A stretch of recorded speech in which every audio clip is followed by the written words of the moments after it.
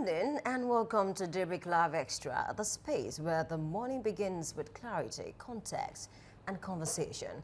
It's a Friday and not just any Friday. Today's broadcast is special. Just like the video you just watched, we mark a milestone, pausing to reflect on how far this program has come. An exciting chapter of asking tough questions, amplifying critical voices, and staying committed to responsible journalism. From politics to security, governance to global affairs, Daybreak Live has grown into a platform for insight, balanced analysis. As we celebrate this journey, we also reaffirm our purpose to inform, to interrogate power, and to keep the public conversation honest and relevant. Right on today's program, we'll begin with our Daybreak Gist, focusing on Rivers State, where the House of Assembly has initiated impeachment proceedings against Governor Siminalayi Fubara and his deputy, a development that has raised serious constitutional and political questions. We also bring you newspaper headlines and analysis with Likon Sheboale, a public affairs analyst, unpacking the stories shaping national discourse and what they mean beyond the pages. And on the big story, we examine global power and security through the lens of international relations. The conversation is titled Allies or Overseers, U.S. Security Collaboration and the Thin Line Between Protection and Control. And joining us is security expert and public affairs analyst, Dr. Kunle Opola, as we explore sovereignty, influence, and the true cost of strategic partnerships. We draw the curtains on the show with Trend Watch, an examination of the primary issues currently engaging the Nigerian public across all platforms.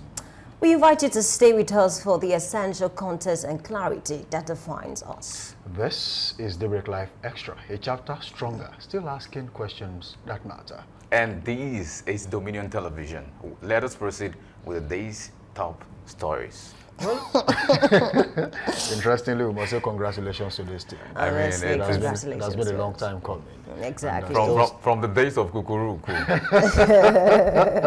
You saw that video. I think it was a deliberate attempt to actually reminisce on what has happened in the past. You saw the final ending of that video where the very first montage of the show was actually, one way or the other was infused into that video. And it really made sense at that time, As you evolve, things begin to change, you begin to say things differently. And then when you reminisce and look back at where you were, where you are and where you are going, then you can say, oh, well, I think we've tried. Yeah. Definitely. I think that montage you mentioned brought back memories. Definitely. And of course, it's good to see, some of the episodes that we've had in the past. And of course, we are looking forward to more episodes. And of course, especially the morning rush when I know it's trying to put on the jacket. Exactly. And, I'm trying to tie my gilly. It's always the beauty of all of this, because when you look back, you'll be able to see where you're coming from, like you mentioned. Right. And I think it's something to appreciate everybody, our audience. Thank you very much for staying tuned. The producers behind the scenes, the ones that are not on the public of the eye. Thank you so very much, everybody. PCR, MCR, to everybody. The technical crew. Exactly. They've done fantastic. And definitely to the general manager and she's been there through thick and thin. Through a period where the show was trying to evolve, getting things done. Oh, what other things can we do to make it better? She's always been there. I mean, kudos to her anyway. Thank you. She deserves an award. And definitely, I'm going to give you one. Look forward to that, Mom. Well, that might take us to the topic of the day. As we celebrate here, it might be a little bit of celebration and a little bit of, not too good news in Rivers State.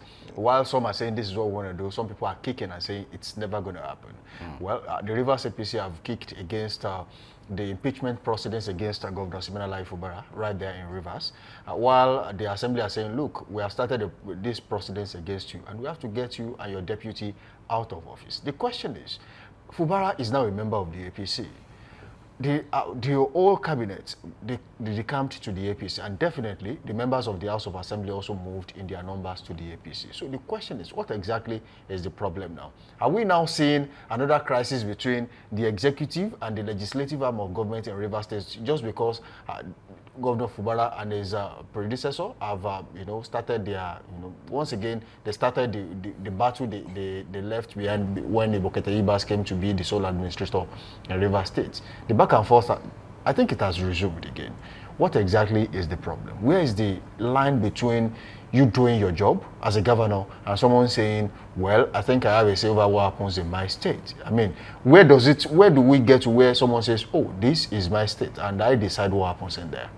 It's really sad, just like you mentioned. And then speaking about the reconciliation, it was very apparent to a lot of persons that it was a fragile truce, because immediately after Fubara was restored, Wike granted, I think, quite a number of interviews. And when he was asked that, are you going to be supporting Fubara for second term? He did not really answer that question. His body language, you can tell that a lot is going on. I think he all started from, I think, few months when Fubara, was installed proper as the governor. We began to hear things about, okay, you're not, responding to my demands. No, he didn't come out to say it out, plainly. What the demands were. Exactly. But then a lot of persons were asking questions to say, okay, what is going on?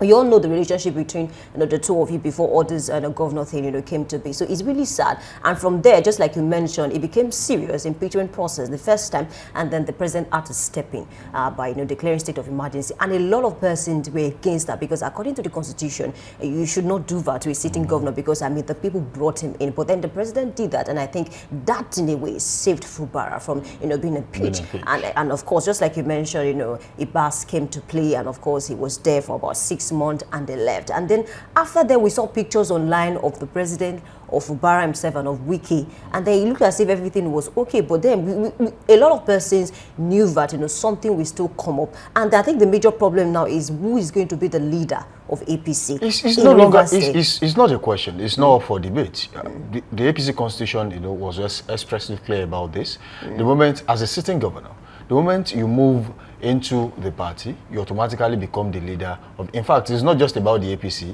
I think it's quite rampant about all the political parties because they know that you are the money bag. You have the the financial capacity to fund the party.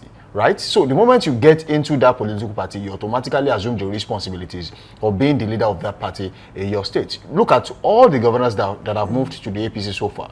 Even in Akwa Ibom, has become, suddenly become the leader of the party in Akwa Ibom. So it has happened in all other states, too, including Delta. Even Delta, exactly. I was going to say that. Where Governor Sheriff also moved into the party. So it's not about the APC. It's about all political parties in Nigeria. So the moment you move into the party, as a sitting governor, you become the leader of that party in your state. So Wike cannot contest this with Fubara.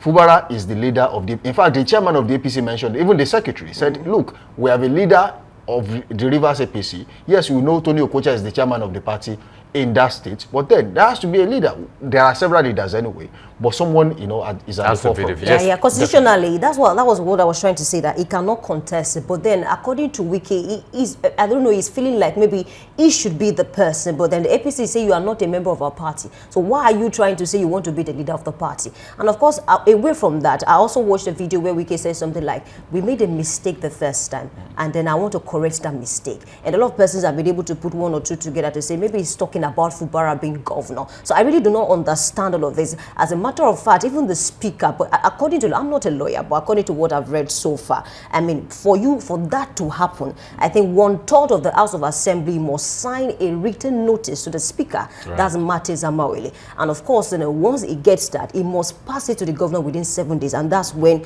the impeachment process can start. But then at the end of the day, if they cannot get 2/3 of the House, of the majority, to still sign the document, the impeachment process will stop immediately. But then we don't know whether he's going to be able to get 2/3 of the majority, and they are still following through the impeachment process. So good luck to Fubara, and of course, good luck to Rivers State as a whole. I think I saw what was said to the governor, so it was included that 2/3 had already signed to it. So of course APC, like you mentioned, to decry the process, to say no, don't do this to don't an do APC. This in our party. Yes, but let me start from this angle. I want to take it from this angle. A wise man once said, "I don't care who writes the laws of a land. Let me write her songs." And I'm saying that because I know it goes to say that what songs can do, even in politics, is so powerful. Right. While some persons don't like Adeleke for dancing, others have taken, I've always used songs as a way of passing, esoteric messages to themselves. For example, some have alleged that what caused this was the song, "If you dey follow Asiwaju, no follow corner."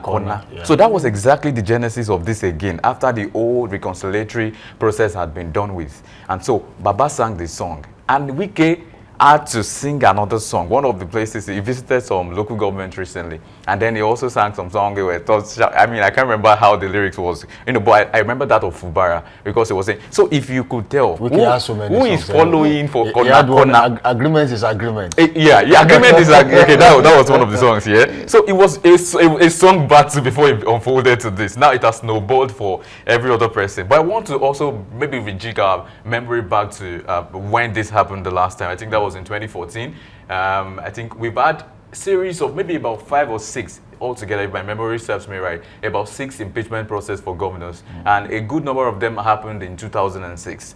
The 2005 one was the one in Oyo State, Rashidi Ayadewolu, and then we've seen a lot of this happen. But one of the things that would be, one of the clauses that is given by the Constitution, according to, I think, Section 188, is that the court can also come in. Even after the process is still being, the court will be the last, how do we say now, the umpire, exactly, that would decide if that process is right. Because what was alleged was gross misconduct for him. And I think on a number of occasions, the Constitution allows for that to happen. If there's a gross misconduct on the part of the governor, the House of Assembly can unseat, can impeach the governor. But, there's been claims that this is witch hunting, that this is not really constitutional in the sense that he did not do that wrong, but they wanted to file him out. I mean, this is also his word against their word. It's a battle, it's a contention, but we are also hoping that this is not just politicized, that this is actually true. Whatever was said about gross misconduct, especially about the Governor Siminalayi Fubara, should be the true thing. Now we're expecting the court to also come into this process and check for the potency of this argument. Does this stand a chance of validity?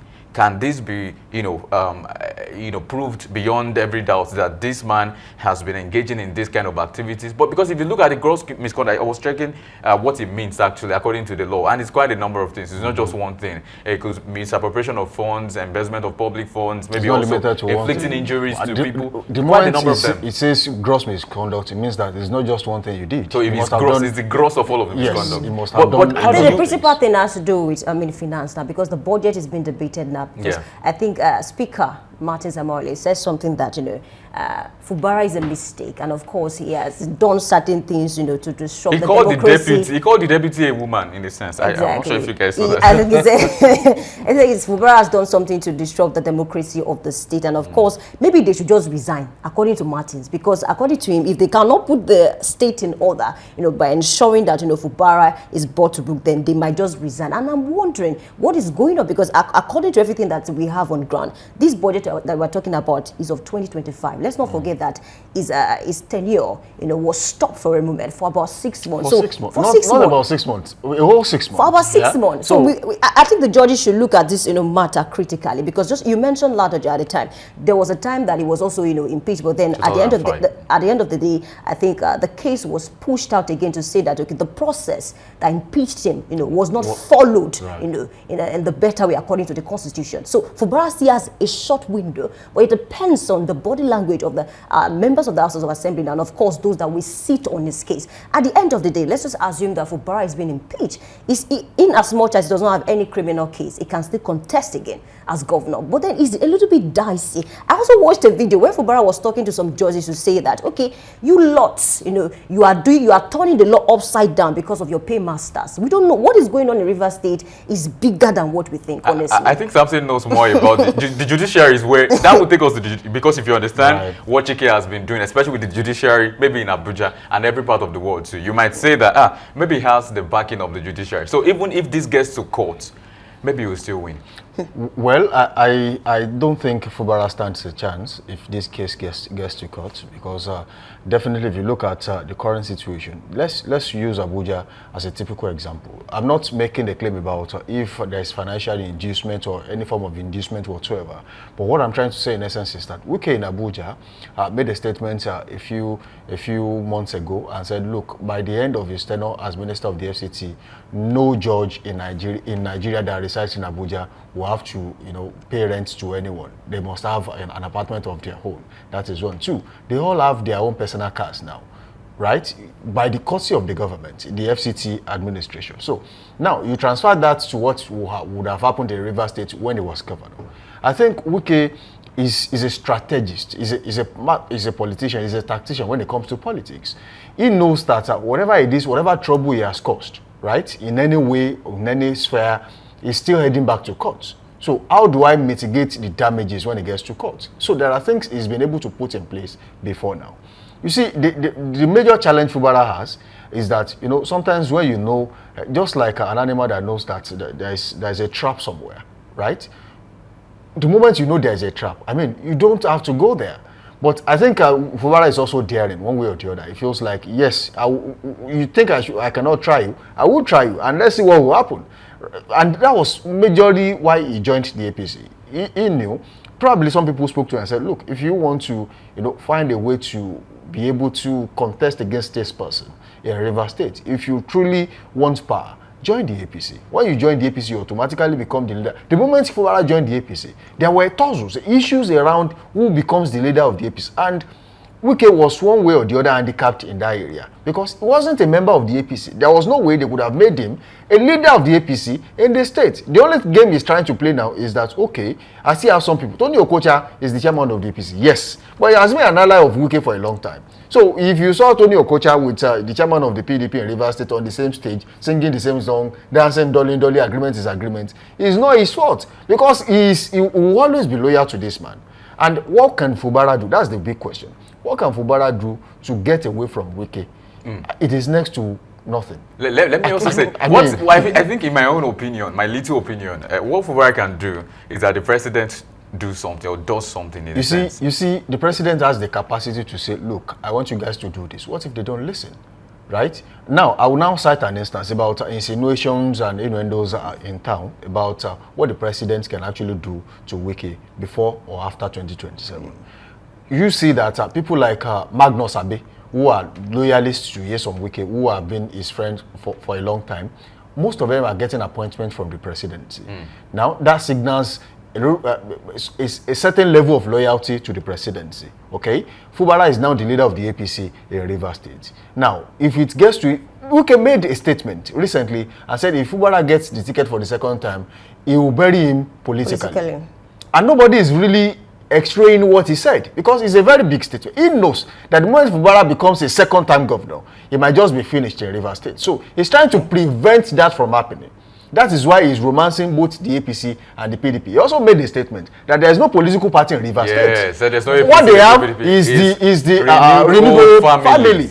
So he's trying to nullify the effect of political parties and say, look, whoever is in the both PDP and APC in Rivers State, they are queuing behind me. So he's nullifying Tony Okocha and the chairman of the PDP and saying, look, whoever you want to run to, they are all with me. So you are not getting this ticket. So I think that's the reason why the National Secretary of APC had to come out boldly, Bashir, to say that you're not a member of our party. Because, I mean, according to the Constitution, you are not even supposed to be interested in becoming the leader of APC in Rivers State. But then the body language of Wike is different. And I think there's one lesson that we must take out of this. You know, speaking to Godfatherism, there's an old video of Wike that I watched, and then he was speaking to the interviewer, and then he said, Godfatherism will not work in Rivers State. Many years ago when he was still a governor. We know what transpired between him and then so many people. Exactly. He retired Rotimi Amechi. So I don't know why Rotimi could not go to his home state. It's a problem. So I don't know someone that said that at that time. So I don't know what is going on between him and Fubara now. So it's a lesson to people that are aspiring to become governors in the future.